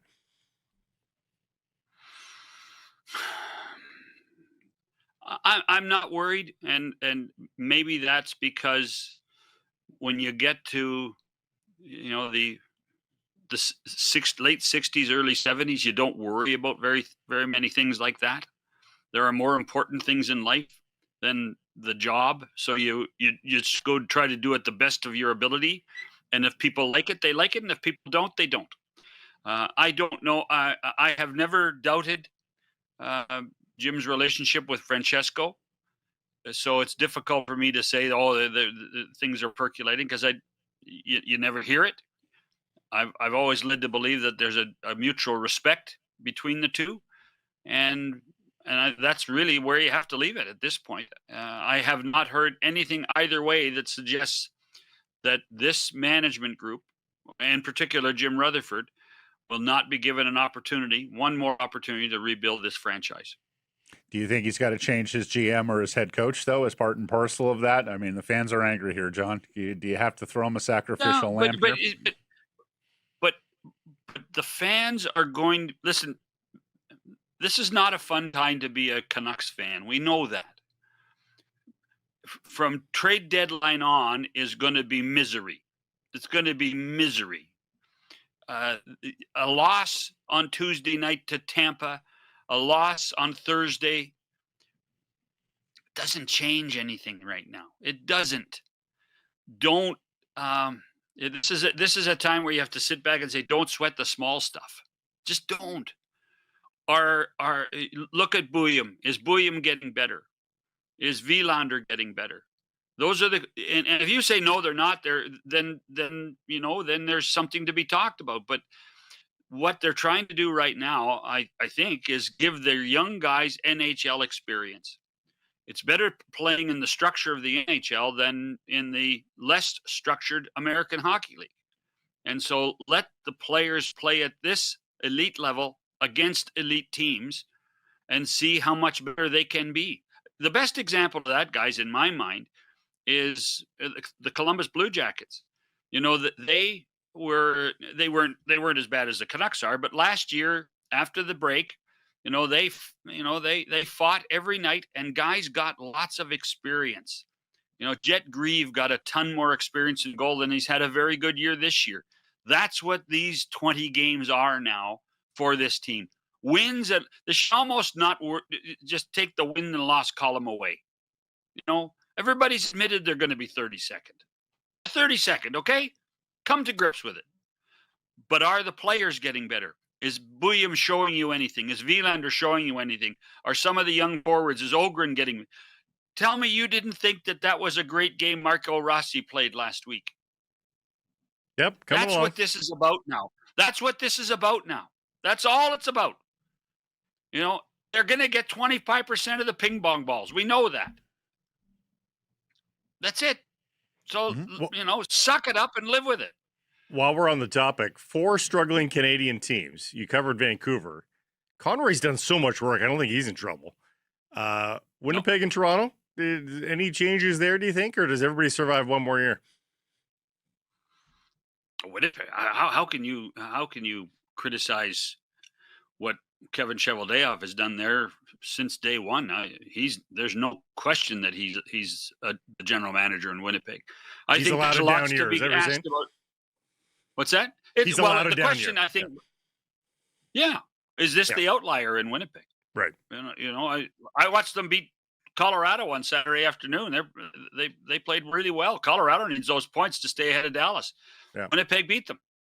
There are still some great players, and they have built a really strong core in Winnipeg. People that want to be there, and Kevin has had a lot to do with that. So there's no chance that anything happens there.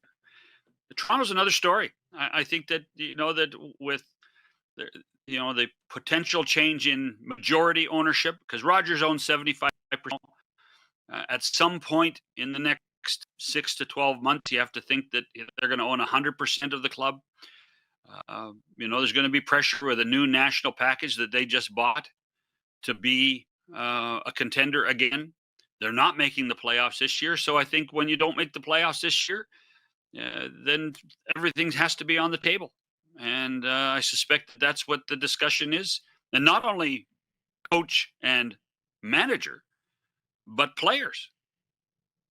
I think that's a big part of what's going to be the discussion in Toronto over the next 3 months. Yeah. Back on the Canucks, John, Evander Kane is approaching 1,000 games. We're asking on our poll question today. He's only been here a year. Is a hometown guy. Do they owe him 1,000 games? No. Should they play him until he gets? No. They don't owe him. Man, they've been trying to trade him for 2 months. They don't.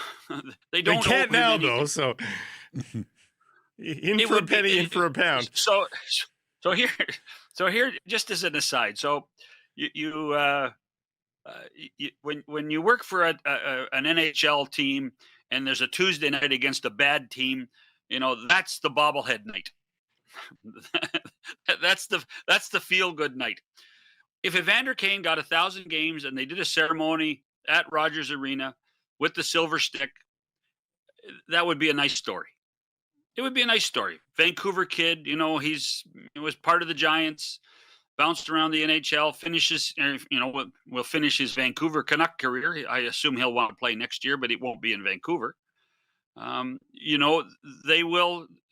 It would be a nice story, but they don't owe him. They really don't. that's the pragmatic side of professional sports. Moving broader, World Cup of Hockey announcement today. They're going to Alberta. And, of course, a little different than the Four Nations. Where are you on, first of all, where they've decided to go today with these games in 2028, right? Every 2 years. Yep. And on international hockey every couple of years with this filling in the gap years of the Olympics. Well, a lot of us have always said, let's get rid of the All-Star game. Let's make something valid.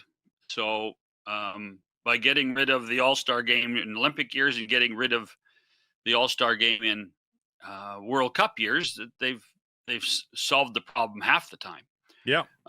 So that's a positive. I don't think anybody can be dissuaded that the hockey we watched in Milan, if it can be replicated, and I think all reason it can, is a good thing for the game. Lots more people watched, so the World Cup will be a positive that way. It will generate revenue for hockey and for the players and for the league, which the Olympics do not directly. So that's a positive. So there's no downside, I don't think, to a World Cup other than the potential of injury to a player. But, the players want to do it and the league wants to do it. Going to Calgary, Edmonton, we all know now that Rogers Place in Edmonton is a world-class facility. They have a built-in practice facility. They have lots of space. Ice District has become a destination in Edmonton. And it'll be February, but it'll still be a cool place to go. And one would only hope that a similar thing can happen in the first year of the new event center in Calgary, that the Flames will open that year. So absolutely, yeah. I don't think there's any downside. Albertans have been so good with spending dollars on hockey. I don't care what you say. I lived there 15 years. All you have to do is look at the 50-50 in Edmonton. Mm-hmm. All you have in the 50-50 in Calgary is getting there. The season ticket base in Edmonton. These are not corporate towns. Calgary a bit more than Edmonton, but these are hockey fans. And they will embrace the World Cup, I think, as well as any two cities in the world. I think you're right. I'm just wondering how those Albertan separatists will muster the hypocrisy to root for Canada, John. You can take the tongue out of your cheek anytime you want. I'm sure David Staples will be writing many an op-ed on it. I look forward to the opus on how great it is. How great Team Canada is, if not Canada itself. Listen, our sport has done a magnificent job of unifying this country time and time and time again. Exactly. So what the hell's wrong with Alberta? Well, 22% of Alberta, yes. Yeah. The silent. These days there might be 22% of Ontario too. So yeah. You never know. Or British Columbia, mind you. I do I'm still trying to figure out the math on the new time next year. Am I going to have to stay up later? Oh my God! Aren't we all, John? Aren't we all? Yeah, it's going to be a little messy at the start. Is it ever going to be messy? I guarantee I'm going to be an hour early or an hour late to hockey games come next October. How are you going to explain to those people coming through the border at Blaine that you go north and change time? I have contemplated this countless times since the announcement, John, and it's just such a mind you-know-what, and I can only imagine because, of course, the story won't be as broad in the United States, right? Like they're going to cross the border and they're going to see the signs and go, what? I'm changing my clock? I didn't go east or west. I went north. I'm changing my clock. John, I don't know if you kept up with it. Washington has already made the decision to change as well. But they have to get it cleared by Washington, D.C. And it's been sitting on a desk in Washington, D.C. for like 2 years. Mm-hmm. And they can't hear back. But they need a rubber stamp from Washington, D.C. before they make the change. So...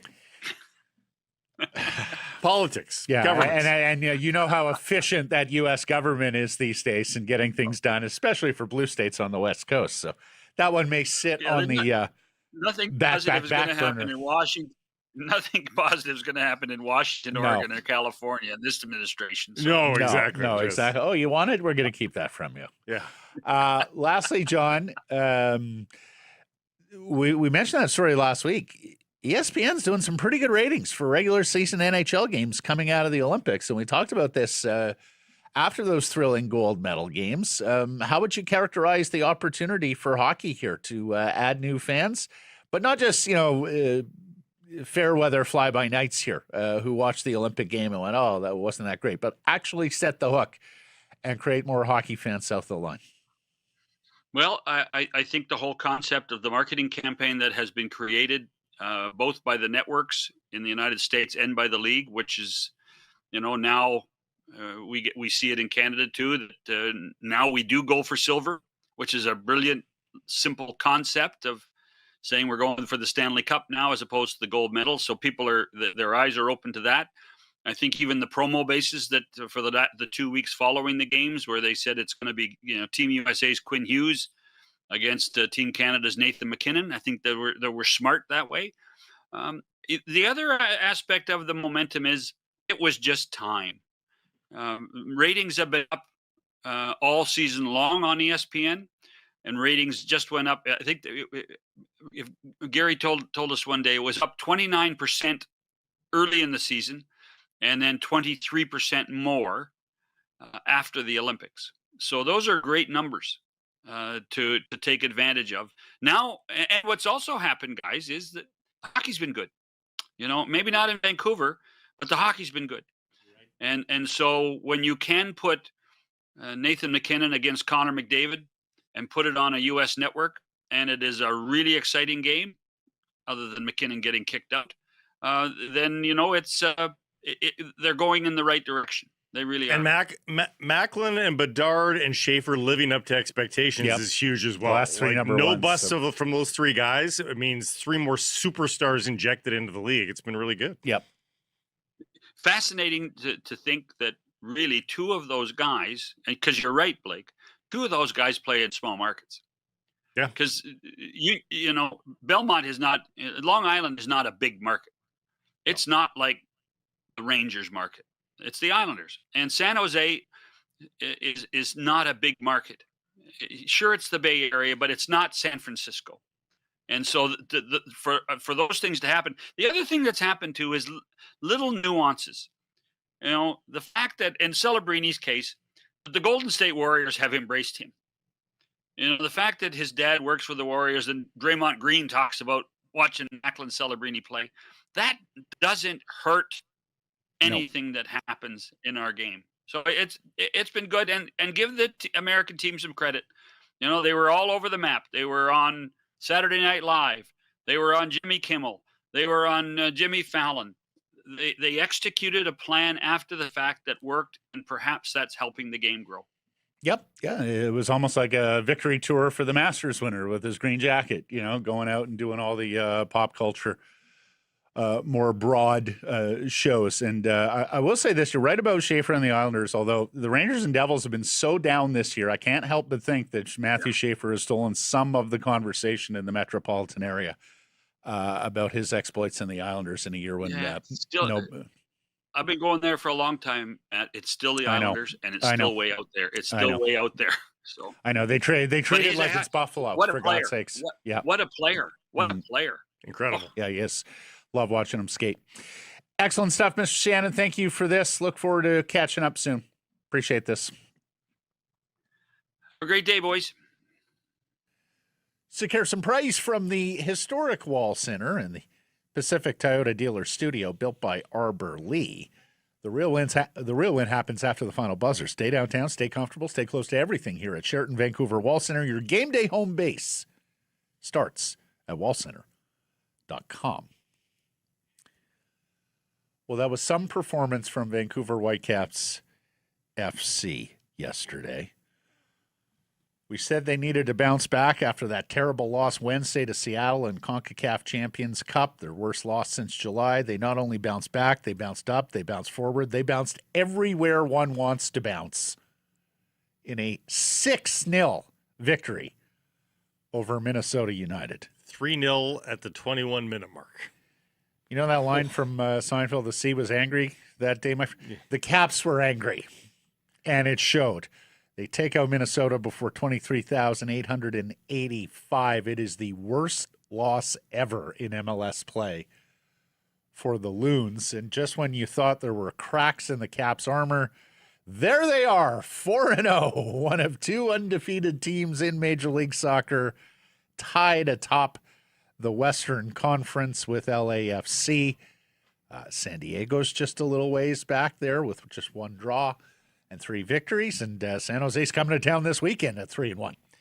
It is the first time in MLS history a team has started 4-0 in back-to-back seasons, and the Whitecaps really surfed that for the rest of the year. You know, it gives you this buffer. Now, under normal circumstances, this does. But as you just chronicled, this Western Conference is crazy. The West started very slow last year, and the Caps shot out like a cannon. It's a little different this San Jose and Seattle are below the home playoff bar, and they're 3-1. Like, they're probably looking up going, what do we have to do here? But it was great because on Thursday, you could tell the way they were playing. It was sort of like, hey, if I go do this and do this, then we got a goal, and that's the way it goes. And they just expected it to be automatic. Mm-hmm. And this is the problem being a good team in any sport. You got to show up every single night and be the same good team. And they got guilty a little bit of trying to go through the motions on Thursday versus Seattle. They got bit. They were buttoned down. Oh, and another credit to Jesper Sorensen. It seems like week to week we just, more flowers, more bouquets. That's awesome stuff. Yeah, that's what coaching does. I can only imagine what the conversation was at halftime of the Seattle game, after the game, and then over a couple of days of training. It'd be a short week, too.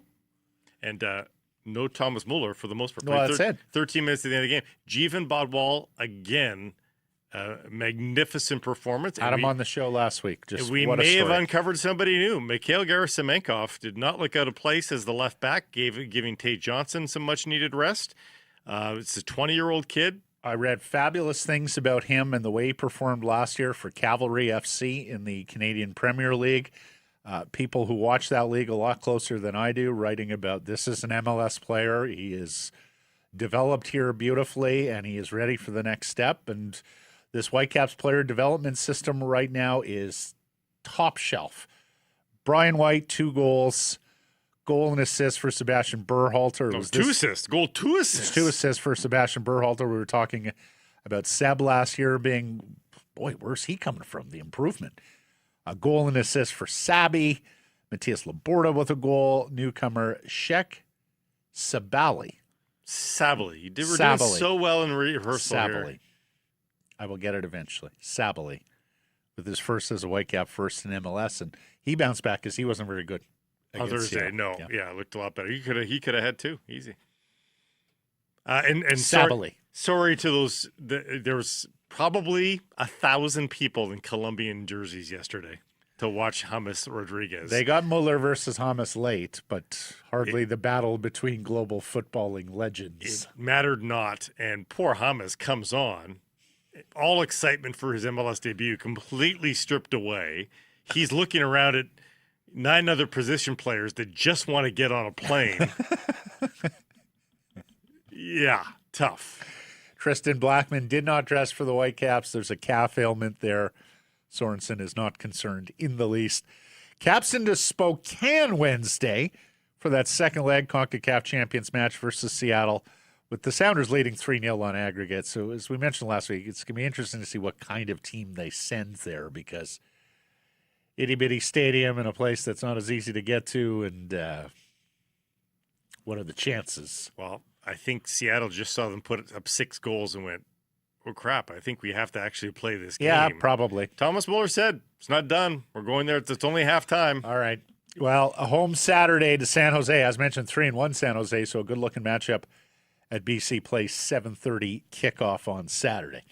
Canada falls 5-3 to the United States in a valiant effort in the World Baseball Classic quarterfinals. They were down 5-0 in this game.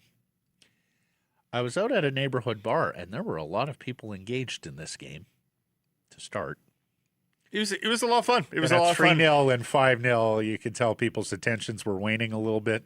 The big bats were not there. Tyler O'Neill and Josh Naylor were just not there. And if you had one more bat, if Freddie Freeman's bat is in the lineup, I would have had more hope in that game, even without the other two hitting. But if the other two were hitting, actually, they would have been fine. But O'Neill and Naylor were just not threats. Like, I thought they may get mercied at 5-0. There is a mercy rule in this tournament at 10-0.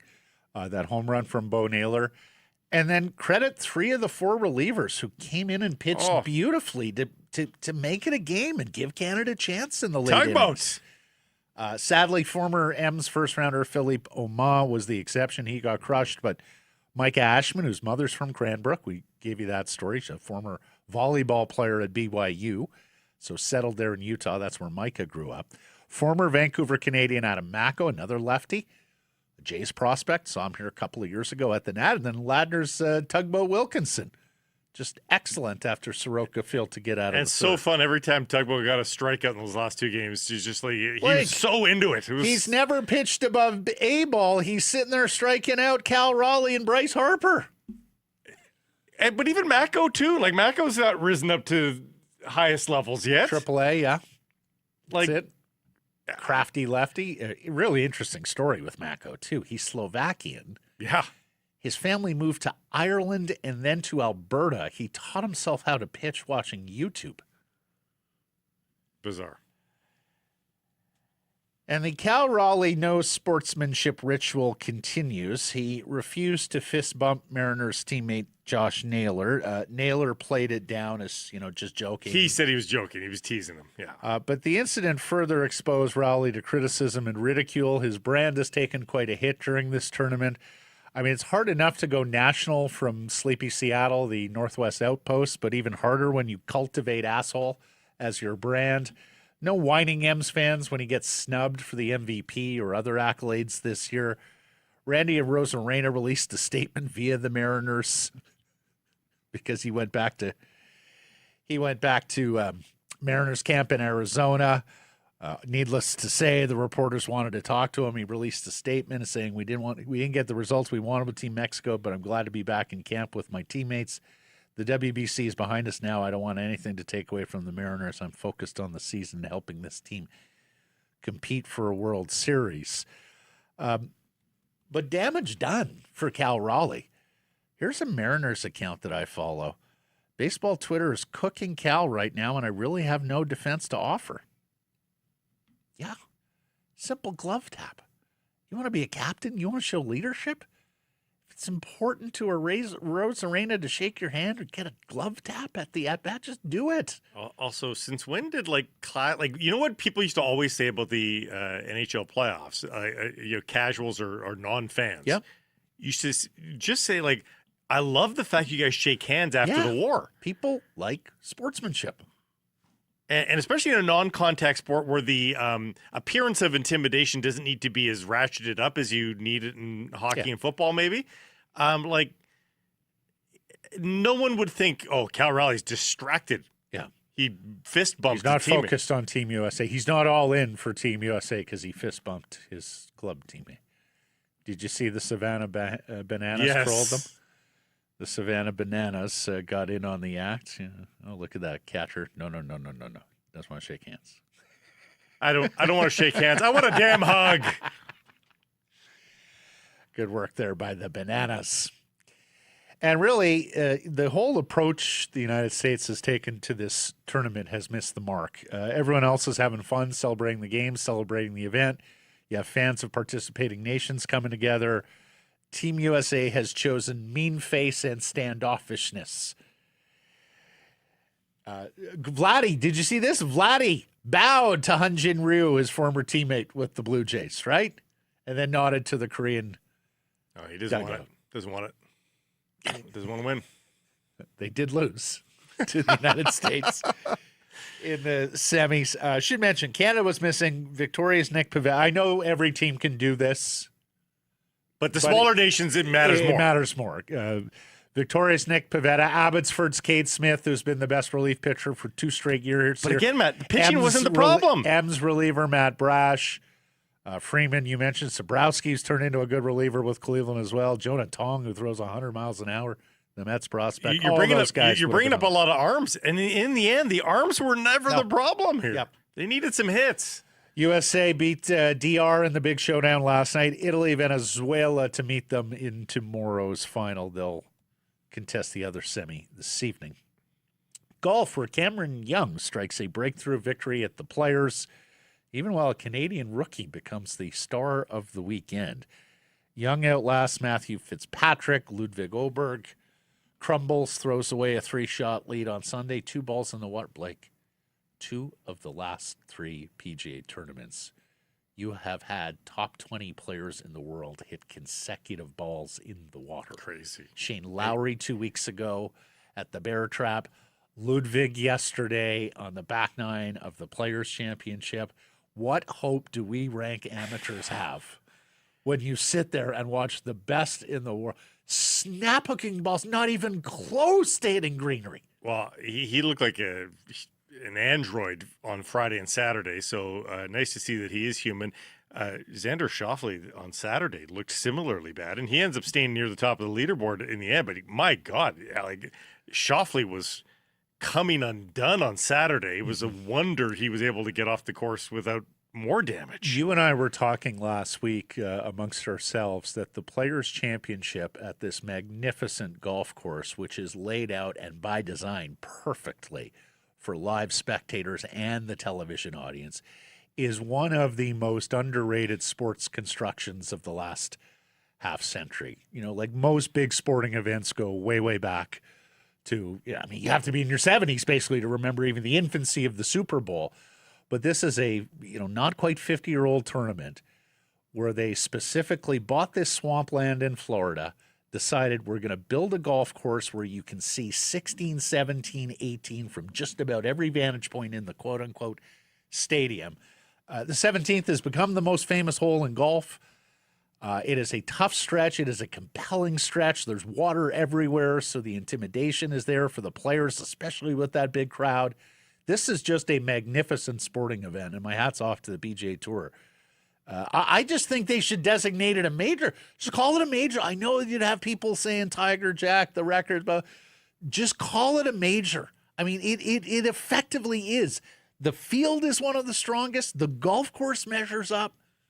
The play is spectacular. The live crowd is out of this world. I think it's fine as a satellite satellite major as is. What I do love is there's enough birdies that we're reminded how good the players are, but there's enough danger that shit on the leaderboard happens. Yeah.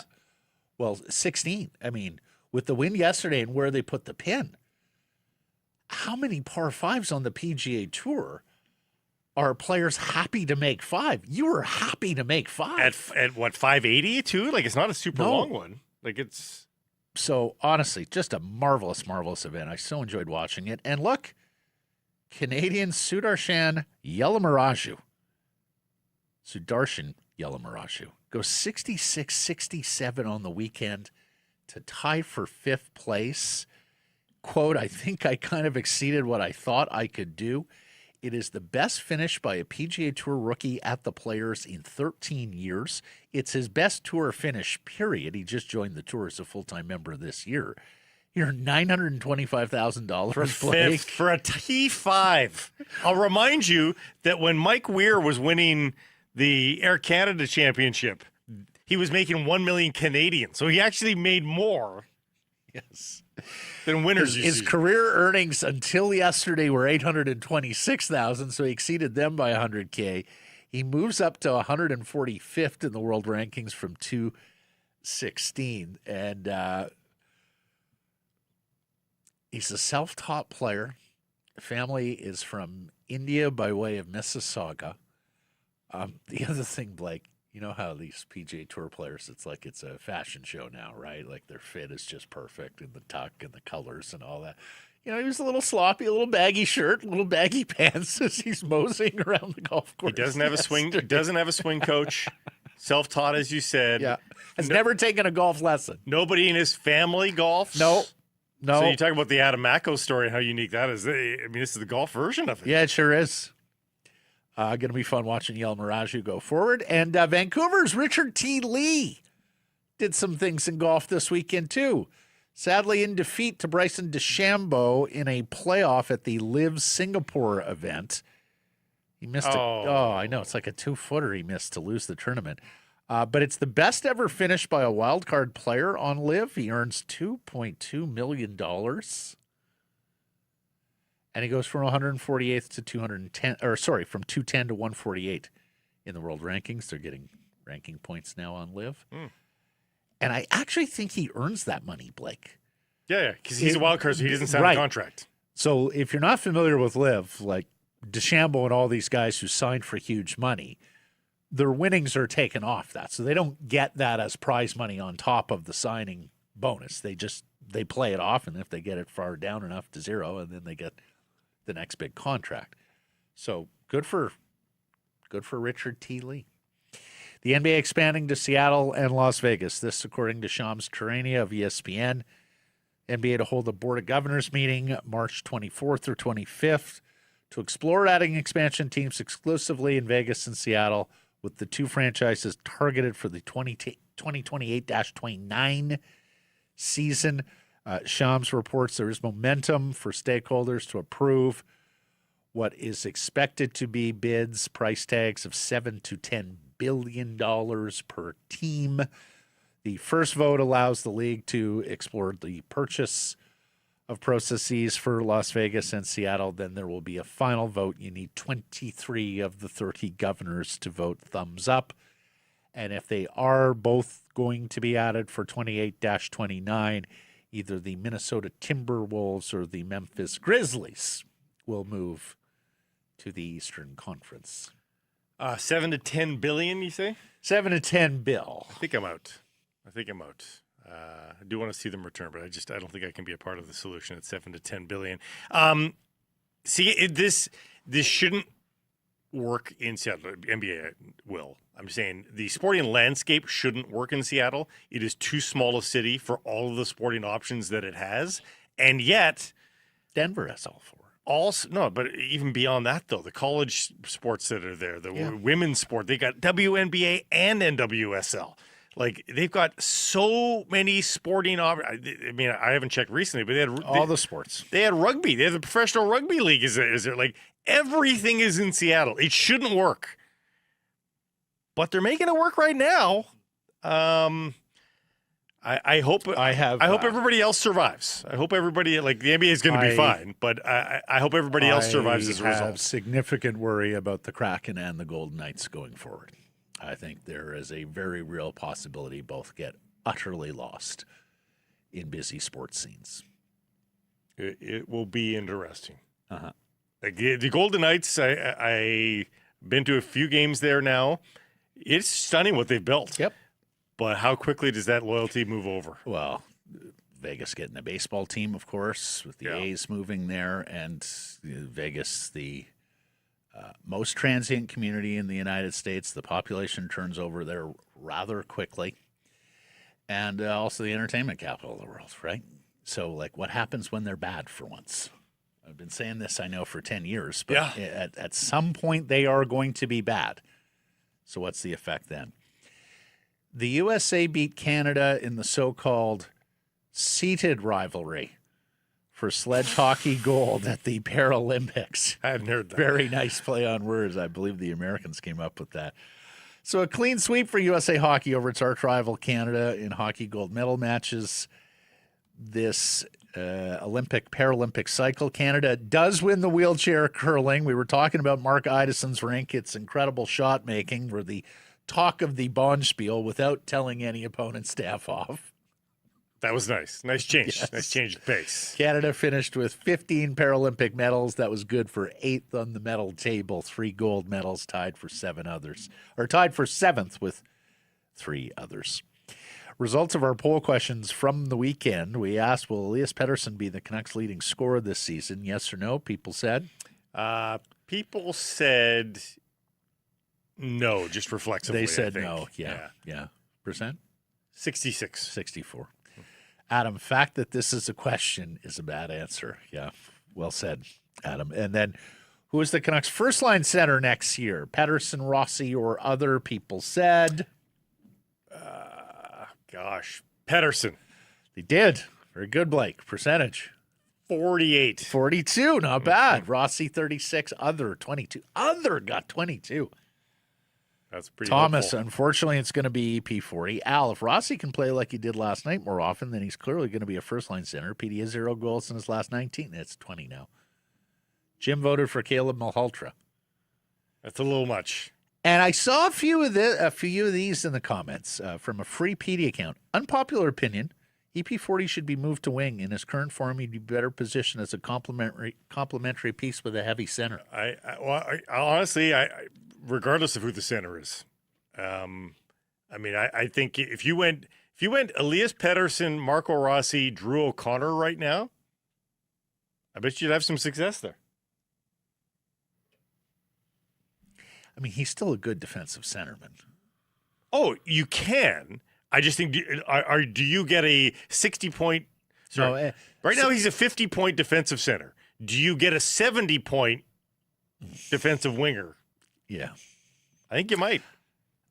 I just, from a strategic point of view, if you're a hockey coach looking to win games, I think you like the defensive center.